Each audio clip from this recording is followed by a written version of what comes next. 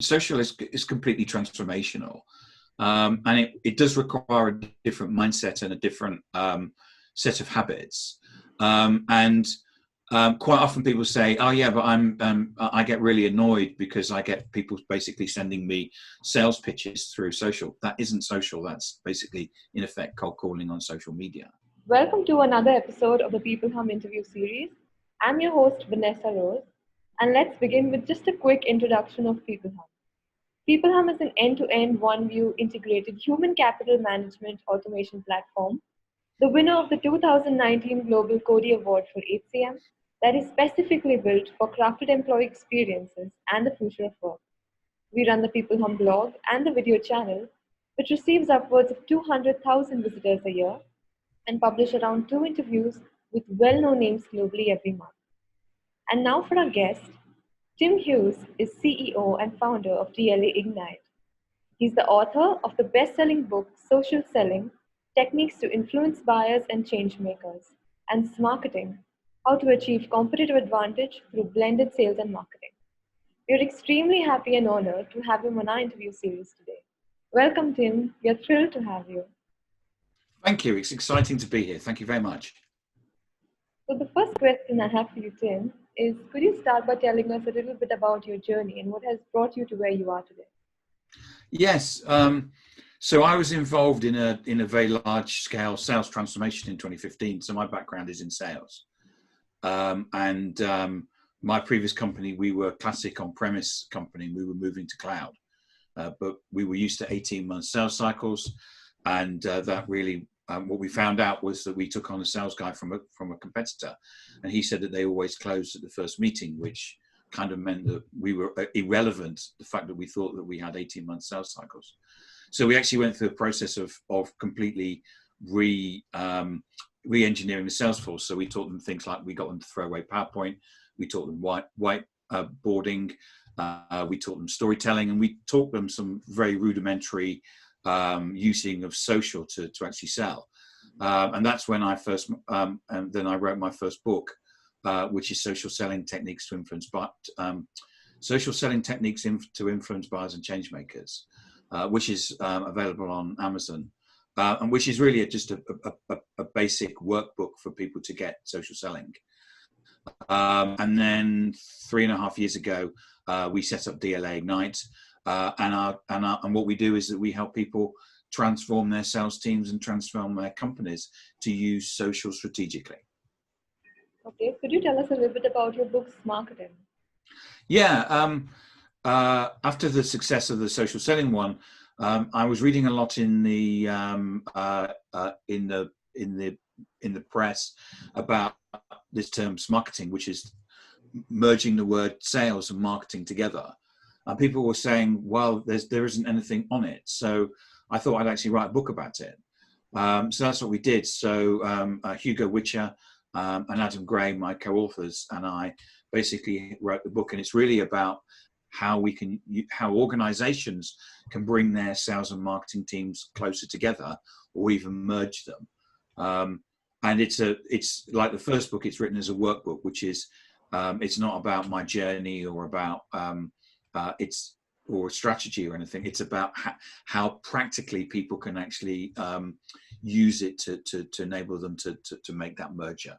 And it's actually based on a case study. So one of us was actually involved in an actual process of bringing sales and marketing together, and we actually use that experience as a case study all the way through the book. That sounds very interesting. You've also written a book on social selling. So could you tell us what are the 5 pillars, and how can you turn a business to social selling as the only approach to growing?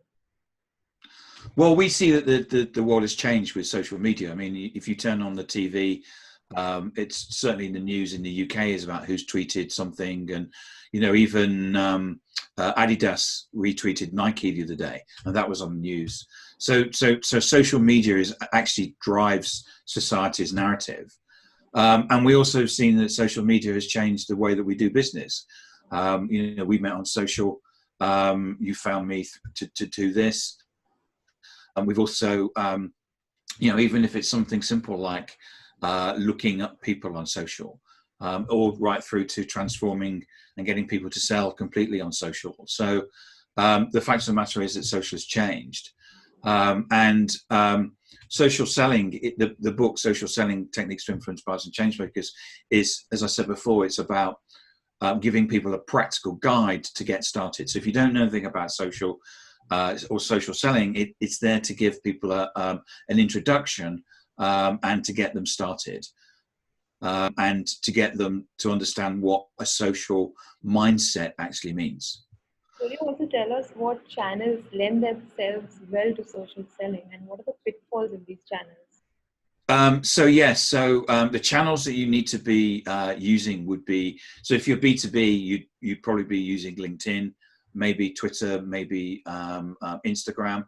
If you're B2C, then you're probably using things like Instagram, Facebook, maybe even TikTok now. But the thing is to not necessarily use it. The channel shouldn't drive what you're doing. You need to be going where your customers are, and so it all depends on for example. BMW, which is a business to consumer organization, it's still a considered purchase if you're buying a BMW. And so some of the traits of the people that buy BMW is still quite B2B. So I know that BMW, for example, are on LinkedIn, even though they're a business to consumer organization. So because they know that their buyers are there. And from a LinkedIn perspective, you need to have three things. One is you need to have a personal brand. Buyers are looking you up. Your customers, your buyers, your prospects will look you up based on the current situation with COVID-19. We're now all used to going online and actually using the internet on a day-to-day basis. So you need a personal brand. You need to have in effect your shop window, your LinkedIn page, which is about you and your belief systems. You need to have a network. So what you need to do is take all of your existing prospects and clients and put them online. You need to connect to them. And you need to have content, because when we buy things, what we do is we go on and consume content. This podcast is a great example where we're on this podcast because what we're hoping is that people are going, I want to buy some of this stuff. Oh, look, here's an educational and insightful podcast. I'll watch it. And then they happen to find out about you and they happen to find out about me. Now, we're not actually sitting here actually talking about the company. We're giving them insight. And that's what people do when they go through the process of buying. Could you also give us, some do's and don'ts on how brands should go about while social selling on platforms? Yes. I think in terms of do's, you've got to understand that we don't like salespeople. And actually the internet is a great way of avoiding talking to salespeople. So what we do when we go online and we buy things is that we avoid talking to salespeople. And we actually will avoid companies, because companies actually will try and sell us stuff and we don't want to be sold to. So even someone like Nike, which is one of the best brands in the world, they actually use Michael Jordan to sell their stuff. An affinity to a basketball player rather than the Nike brand, however much you may like Nike as an organization and believe its belief systems. And so organizations today, their unique selling points are their employees. So what you need to be doing is empowering your employees to talk in an authentic way on social media, which is where your clients are, about your products, your services, as well as other things like this podcast, which is the whole point, as I say, of this podcast is to be insightful and educational. And therefore people will consume it and share it. And that's what brands should be doing. Bad things are where people are going online and going, hey, buy my stuff, because people will just ignore them. That's kind of what people did in the 80s and 90s. And now it's, we're in the second decade of the 21st century. And people just don't have time. We all are busy people. We all have our own worries and our own problems. And, most people now get hit by about 1,000 messages a day. So you can have the best copy, the best photos, the best, you can get models to come on and talk about your products and services, and nobody cares because we're too busy for it. And what people need to be doing, as I say, is empowering their employees to talk in an authentic way on social about their products and services. It's more about being real than being salesy and pushy. If you're salesy and pushy, people will just ignore you. The thing about sales is that actually what happens is that if you're salesy, it pushes people away. If you're authentic, what it actually does, it actually brings you closer, because people buy people. People are interested in people, and they're interested in, if for example, my summary title on my LinkedIn profile is "Should have played Quidditch for England." Now, the fact of the matter is that causes people to be curious. They go, so who's this person that's actually says he's should have played Quidditch for England? So they look at my profile, and then my profile details not my products and services, but who I am.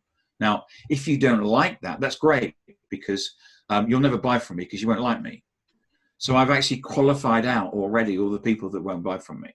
So I don't have this problem that salespeople have today, which is where they expect they have to run around trying to get people to like them to buy stuff. Yeah. I've already got people to say if they like that, then they'll like that and they'll probably like me. And then I detail who I am, and it's not just a blank screen of my CV; it's my journey of my life. And I've actually had people that have seen my title because I've actually commented on something.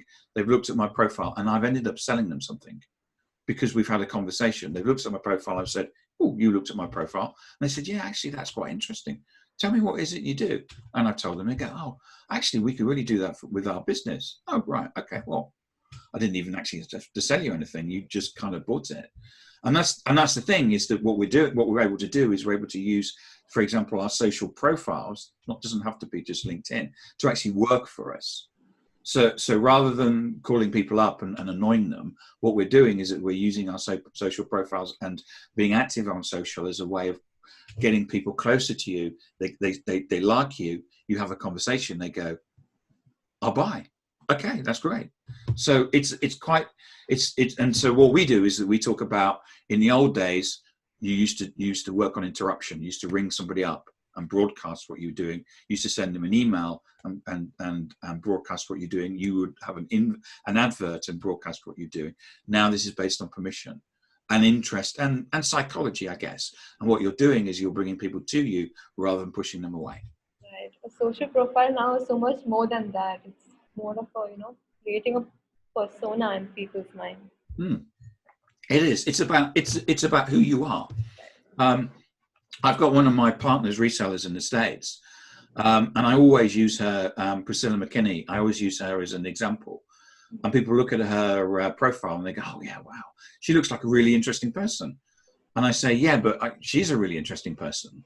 And they said, "I'd love to meet her." And I said, "Yeah, but if you meet her, she will actually try and sell you who she works for." And they said, "I don't care. I just really want to meet her." And that's the trick, which is and the efficiency that we can use with social, where you actually get people saying, "I actually want to meet this person," rather than go, "I don't want to talk to this spammer." So how do you measure KPIs for social selling? We actually use two measures, which is we measure the amount of inbound we get and the amount of revenue that we get. And we don't actually use anything else. We do some, well, I tell a lie. We actually have measured share of voice, but that's more of an indicator rather than a measure. We have 55% share of voice in the area against our competitors, which we think is quite good considering they have 37 times more people than us. But it doesn't mean that we're going to get 55% of the business. It's just an indicator, but it means that we feel that we're doing the right things in terms of talking on social and being part of the conversation. But in terms of what I do as CEO, what do I measure? We measure the amount of inbound because there's always an expectation. Well, there's an expectation that our salespeople are making outbound anyway. But what we need to do is making sure that their profiles are working hard for them. And we then measure the amount of revenue that we generate.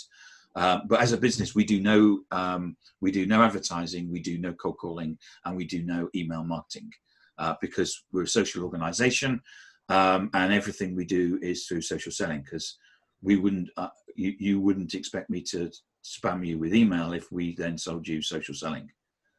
If I spammed you with email or called you, then you could obviously say, well, social selling doesn't work because you're having to spam me with email and cold call me. So we don't do any of that. We just do social. It's really interesting how you build a whole business just on social selling. It is, isn't it?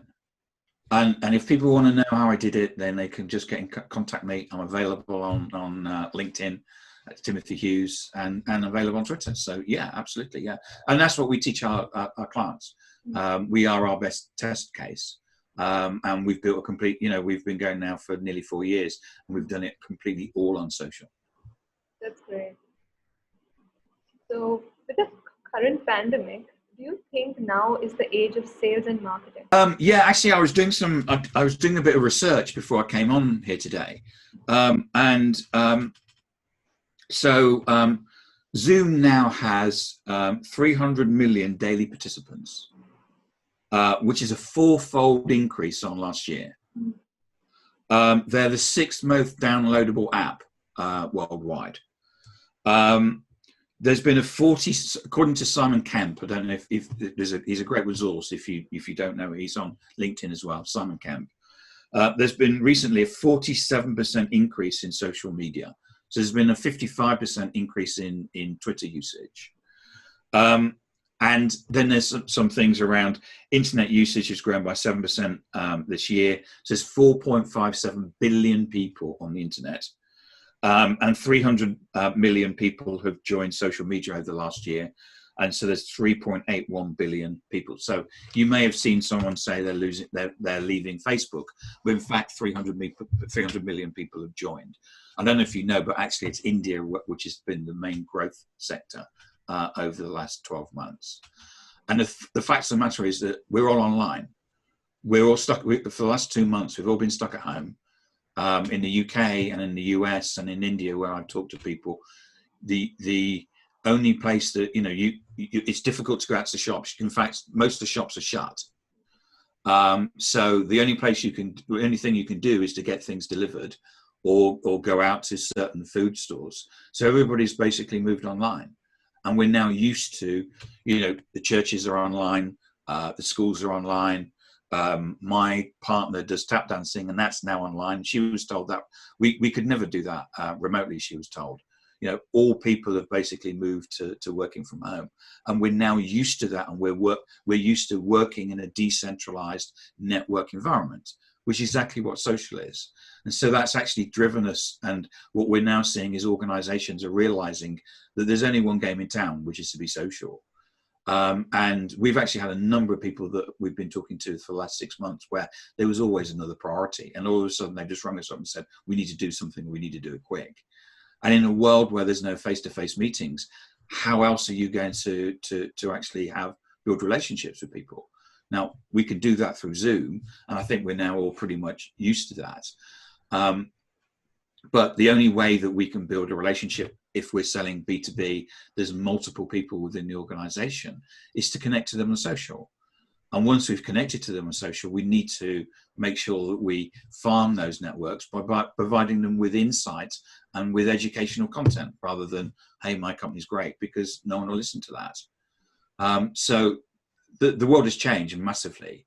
And when we set the business up 3.5 years ago, we always said that there would be a movement to a social organized, social only world. And we're now in that. What we're also seeing is a change that if you do present me with an advert, if you do cold call me, if you do basically send me an email, what I do, because I'm so used to working in a social world, is I immediately go online and compare you. So if I tell you that the iPhone is the best phone in the world, you know as well as I do, you'll just go into Google and search, and you'll read the articles, and you'll go into forums, and you'll go, actually, no, it's not Tim, it's a Samsung, whatever it is. And we're used to doing that. So if anybody sends you an advert or sends you a cold call to you, what you immediately do is go on and compare them with the competition. And if those organizations that are doing all those old things are not on social, we won't buy from them. So all the people that are using advertising, cold calling and email are driving business to their competitors who are social. And that's a fundamental change that's happened during the COVID-19 pandemic.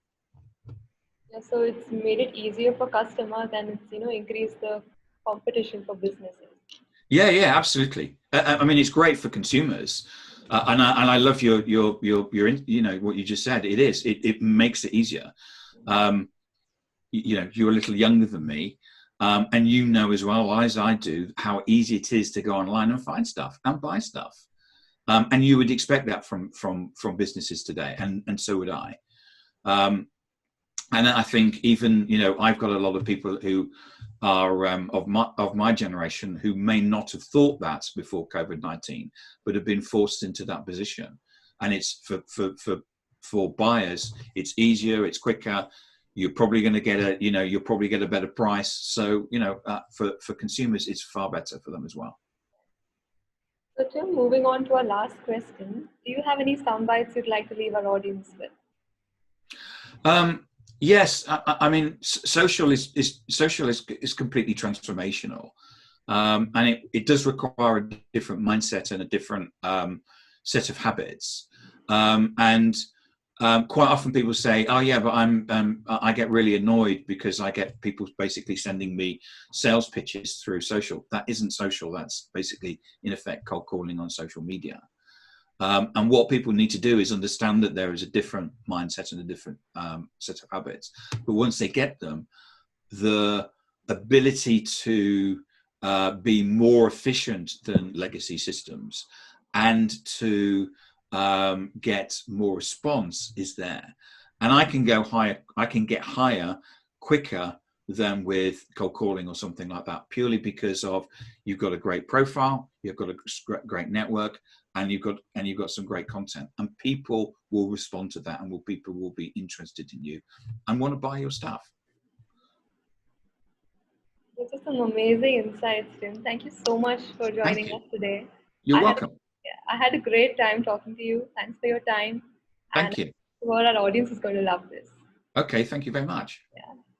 So bye, Tim. Bye.